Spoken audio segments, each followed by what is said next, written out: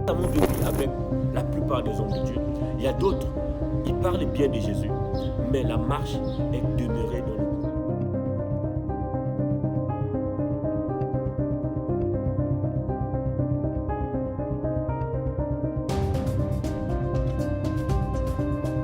abandonne à la première minute, qui abandonne après peut-être une semaine. Tu vas voir les gens.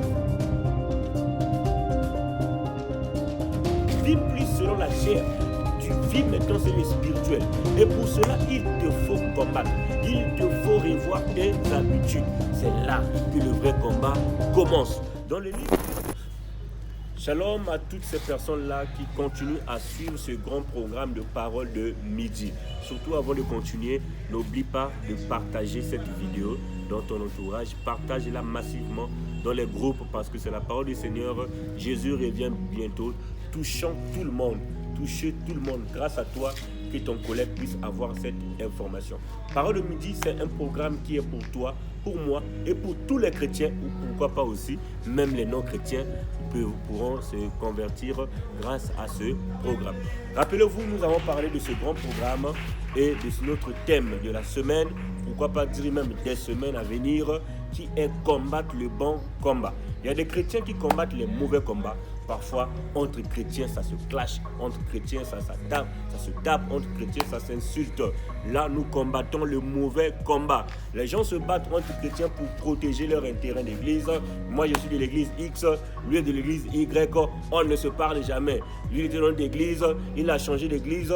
On ne doit plus se parler. Ça, c'est pas le bon combat, mes frères et sœurs. C'est le mauvais combat. C'est un combat qui est stupide parce que ça rend grâce à Satan. Ça ne rend pas grâce à Dieu. Si les leaders le font, certainement, ils savent pourquoi est-ce qu'ils sont en train de créer leur buzz. Ils sont en train de vouloir fidéliser leurs membres. Mais pour toi et moi, chrétiens, nous devons combattre le bon combat. On doit sortir de la stupidité. On doit rester dans le bon combat.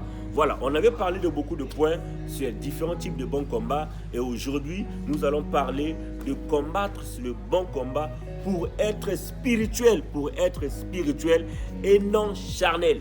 Et non charnel. Combat le bon combat pour être spirituel et non charnel. Voilà. Pour commencer, je vais dire ceci. C'est facile pour un chrétien d'être charnel. Parce que c'est toujours comme ça que nous avons été depuis le commencement. Tu vis naturellement. Tu n'as rien à faire comme le forcing. Ta vie se passe facilement. Tu te réveilles le matin, tu te laves, tu te brosses, tu prends ton petit déjeuner, tu pars au travail, tu finis, tu attends le week-end pour aller fêter. Voilà, donc ta vie, ta routine est comme ça. Selon les calendriers humains, tout se passe naturellement. Tu peux insulter lorsque tu auras envie. Quand tu as de l'argent, tu peux dépenser dans les boîtes de nuit. Voilà comment les gens vivent naturellement. Maintenant, lorsque tu décides de quitter dans le côté charnel, de refuser de vivre charnellement, tu décides de vivre spirituellement, c'est là où c'est un combat maintenant. Parce que tu dois changer l'ensemble de tes habitudes. Tu dois changer ta façon de voir les choses. Tu dois changer ta façon de voir d'abord le humain qui est à côté de toi. Parce que tu ne vis plus selon la chair. Tu vis maintenant selon le spirituel. Et pour cela, il te faut combattre. Il te faut revoir tes habitudes. C'est là que le vrai combat commence. Dans le livre de Romains chapitre 8, le verset 6, nous lisons ensemble. Toi, certainement, de ton côté là-bas, le verset t'est affiché sur l'écran. Romains chapitre 8, le verset 6, je lis au nom du Seigneur Jésus-Christ. La Bible dit, et l'affection de la chair, c'est la mort. Tandis que l'affection de l'esprit, c'est la vie et la paix.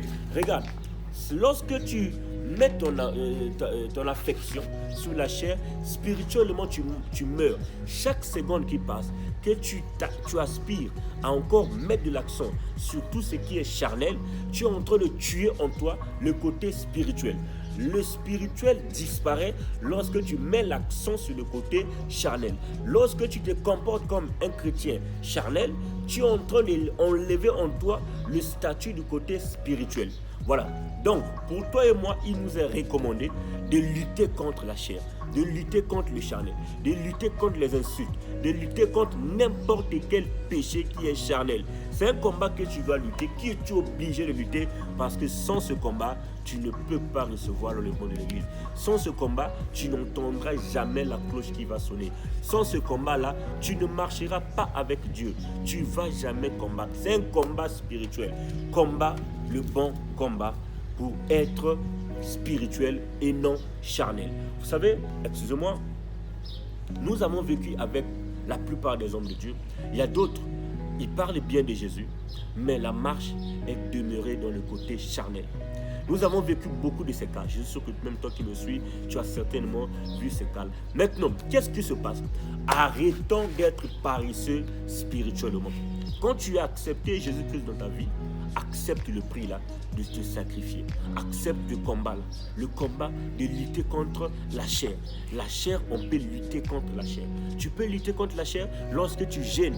Il te dit que j'ai faim. Tu dis non, je ne dois pas manger parce que je veux être spirituel. Je vais prier pendant 5 minutes. Je vais prier pendant 2 jours. Je vais prier pendant 6 heures. Je vais prier pendant X période. C'est l'esprit qui demande. Maintenant, lorsque la chair t'impose ses logiques, tu es dans l'obligation de les annuler. Tu es dans l'obligation de les refuser parce que tu as un combat à mener. Il y a beaucoup de personnes, beaucoup de chrétiens qui se lancent dans ces combats-là, mais qui abandonnent à la première minute, qui abandonnent après peut-être une semaine. Tu vas voir les gens qui vont prendre l'engagement. Je prends la décision de lire toute la Bible pendant cette année 2025. Ils commencent un seul livre, 2 livres, 3 livres, il l'abandonne parce qu'il est devenu fatigué. C'est ça. Toi, tu crois que c'est la fatigue. C'est pas la fatigue. C'est que tu t'es laissé. Le diable t'a vaincu en utilisant un combat de négligence. La négligence est diabolique. La négligence dans le côté de la spiritualité est diabolique. Voilà pourquoi je prie pour toi. Surtout toi, tu as déjà fait plus de 5 ans de la vie chrétienne. Tu as déjà fait plus de 3 ans de la vie chrétienne. Aujourd'hui, grâce au Seigneur, tu as même déjà eu des postes à l'église. Mais dans ton côté spirituel, tu es encore comparable à un païen. Non, tu dois changer ça si tu m'écoutes à partir d'aujourd'hui. Tu dois te battre pour que le côté spirituel s'affiche en toi. Il y a de ces gens-là, il est même parfois prédicateur, mais chaque fois qu'il passe dans sa vie, dans son quotidien, il ne ressemble même pas à un chrétien. Il ne ressemble même pas à un chrétien. Il a plutôt l'image des véritables païens qui continuent à l'animer jusqu'aujourd'hui. Il a plutôt l'image des véritables charnels qui continuent à le conduire aujourd'hui. Tu peux vaincre ce combat seulement si tu acceptes de te battre.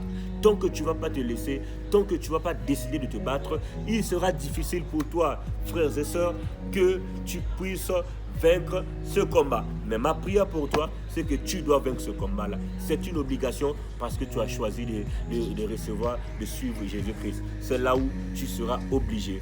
Et je prie pour toi qui me suis maintenant, que le Seigneur te donne les armes possibles, qui te donne la motivation et que chaque esprit, que ce soit des réclamations qui peuvent te réclamer pour te faire retourner toujours en arrière, pour que tu demeures toujours charnel, je prie que le Seigneur te donne la force là de vaincre ces esprits-là. Mais pour que tu aies cette force, accepte d'abord de combattre. Voilà, c'était Parole de midi pour cet après-midi. Que le Seigneur continue à te bénir, qu'il continue à t'accompagner. N'oublie pas de partager et on se voit à demain 12h. Mais surtout, pour des questions ou bien encore pour plus de conversations comme les autres le font, écris-nous en privé ou appelle-nous par le numéro qui défile là. On se dit à bientôt. Merci.